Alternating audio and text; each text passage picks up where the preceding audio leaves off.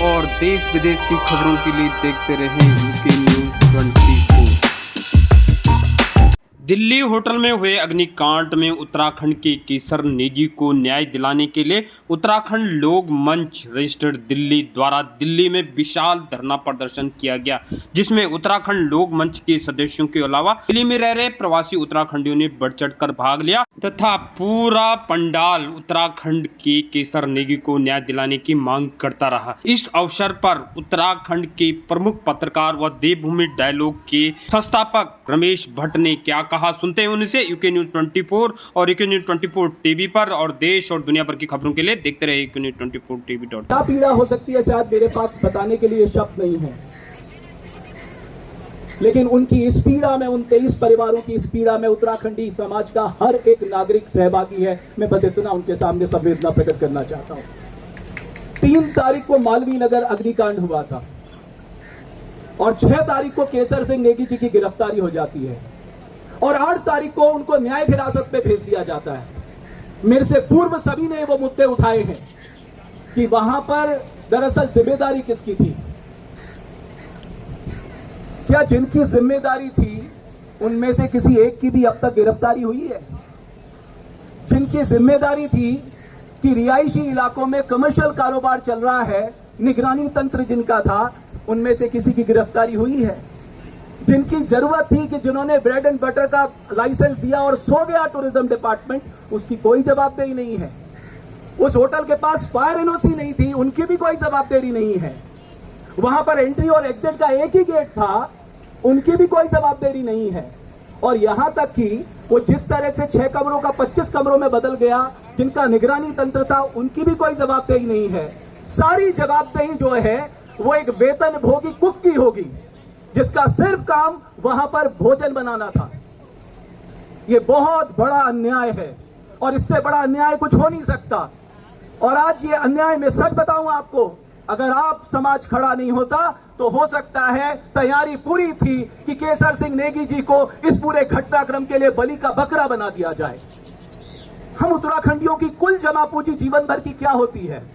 हमारी कुल जमा पूंजी होती है हमारी ईमानदारी, हमारी कर्तव्य निष्ठा। क्यों हम पहाड़ छोड़ के आते हैं, अपना आंगन छोड़ के आते हैं, अपने देवी देवताओं को छोड़ के आते हैं, अपने बड़े बुजुर्गों को छोड़ के आते हैं, ताकि हम अपनी आजीविका, अपने बच्चों का लालन पालन पोषण कर सके करके। कोई व्यक्ति समाज का या भारतवर्ष का क्या इस बदनुमा दाग के साथ जीना चाहेगा कि उसकी वजह से 23 निर्दोष लोगों की मौत हो गई? कोई नहीं चाहेगा। लेकिन आप समाज ने दिखा दिया। सबसे अच्छी बात यह है, हुक्मरानों के कानों तक आपकी आवाजें पहुंच चुकी हैं, दिल्ली पुलिस तक भी आपकी आवाज पहुंच चुकी है कि हम केसर सिंह जी को बलि का बकरा किसी भी कीमत पे नहीं बनने देंगे और आखिरी सांस तक नहीं बनने देंगे। ये केवल अब केसर सिंह जी की लड़ाई नहीं है, ये इंसाफ की लड़ाई है। और कानून का प्रतिपादित सिद्धांत क्या कहता है कि सिर्फ इंसाफ होना नहीं चाहिए, होते हुए दिखना भी चाहिए। और हम चाहते हैं, उन हुक्मरानों से हम याचना करने आए हैं, प्रार्थना करने आए हैं, आप करिए अपना इन्वेस्टिगेशन, हमें कोई दिक्कत नहीं है।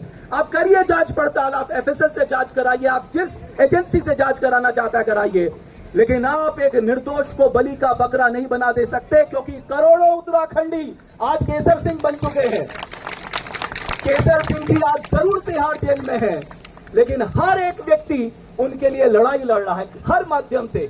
मेरे से कहा गया मैं तो एक छोटा सा गिलहरी जैसा योगदान, लेकिन आपको मैं सच बताऊं, हर एक उत्तराखंडी के मन में यह प्रश्न था कि एक निर्दोष उत्तराखंडी को फंसाने की साजिश हो रही है। लेकिन मैं सच बताऊं, आपने उस साजिश में ब्रेक लगा दिया है।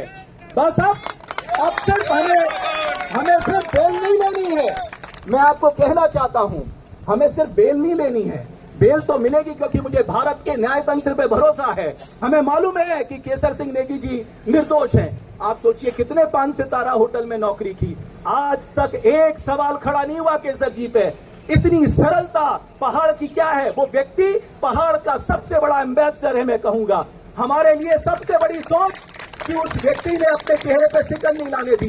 कोई कह रहा था केसर सिंह नेगी जी भाग गए वहां से, अरे मैंने वहां जो रिपोर्टिंग कर रहे थे उनसे खुद बात की, अपने मंच पे बुला के बात की। उन्होंने कहा केसर सिंह नेगी जी आखिरी तक वहां पर मौजूद थे और वो भी उतने ही चिंतित थे, वो भी भाग रहे थे, वो भी लोगों को बताना चाहते। अरे हमारे संस्कारों में ये है साहब उत्तराखंडी, हम मर जाएंगे अनजाने में भी, एक चींटी का भी बुरा नहीं कर सकते। तो ये 23 निर्दोष लोगों के मारे जाने का कलंक हम उत्तराखंडी अपने सर पे कभी नहीं ले सकते।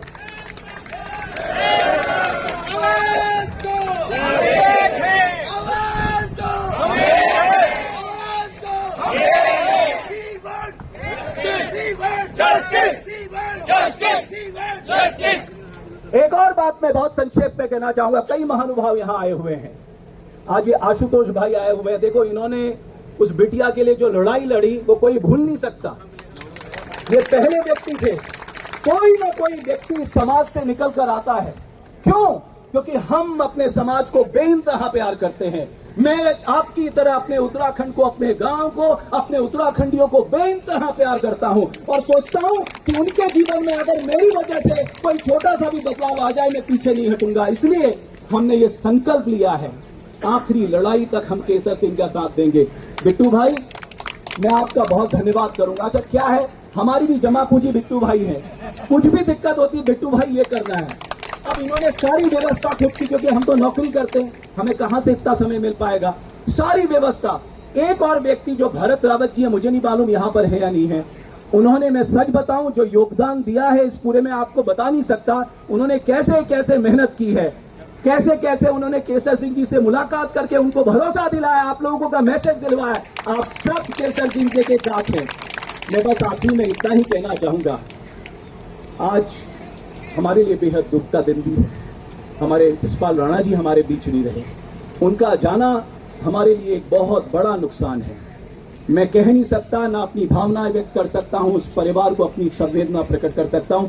कल जब बिट्टू भाई का रोते हुए मेरे पास फोन आया कि हमने अपने एक भाई को खो दिया है, और वो ऐसा भाई था जो हम लोगों के साथ, मैं सच बताऊं, आज वो यहां बैठा होता, केसर सिंह नेगी के इंसाफ की आवाज के लिए वो भी आवाज लगा रहा होता, लेकिन परमात्मा को कुछ और मंजूर था। लेकिन बस इतना मैं कहना चाहूंगा, आप सबसे प्रार्थना करना चाहूंगा, याचना करना चाहूंगा, ऐसे ही हमेशा एकजुटता अपने उत्तराखंडियों के लिए दिखाते रहना। हमें इंसाफ की इस लड़ाई में हर उत्तराखंडी के साथ रहना है। वो विदेश में भी होगा हम उसके लिए लड़ेंगे, वो देश में होगा हम लड़ेंगे, हम उत्तराखंड के लिए भी लड़ेंगे। हमने अपना राज्य ही लड़ के लिया है। तो आपको क्या लगता है कि हम केसर सिंह जी को निर्दोष नहीं साबित करवा पाएंगे? अरे चेहरे पे स्माइल ला के आत्मविश्वास के साथ मैं कह रहा हूं, वो निर्दोष साबित होंगे, उनके ऊपर से ये आरोप भी हटेगा, ये एफआईआर से उनका नाम भी क्रैश होगा। आप मेरी बात आज याद रख लीजिए। ये परमात्मा की असीम अनुकंपा है कि आप सबके भीतर इंसाफ की जो आग केसर सिंह जी ने जला दी है वो हमेशा बुझनी चाहिए। मैं चाहूं तो निजाम कुहन बदल डालूं, फकत यह बात मेरे बस में नहीं। मैं चाहूं तो निजाम कुहन बदल डालूं, फकत यह बात मेरे बस में नहीं। उठो आगे बढ़ो उत्तराखंडियों, उठो आगे बढ़ो उत्तराखंडियों, यह लड़ाई हम सब की है, 2-4-10 की नहीं, 2-4-10 की नहीं। बहुत धन्यवाद। और संकल्प एक ही है, हम सब मिलकर केसर सिंह जी को इंसाफ दिला के रहेंगे, दिला के रहेंगे, दिला के रहेंगे।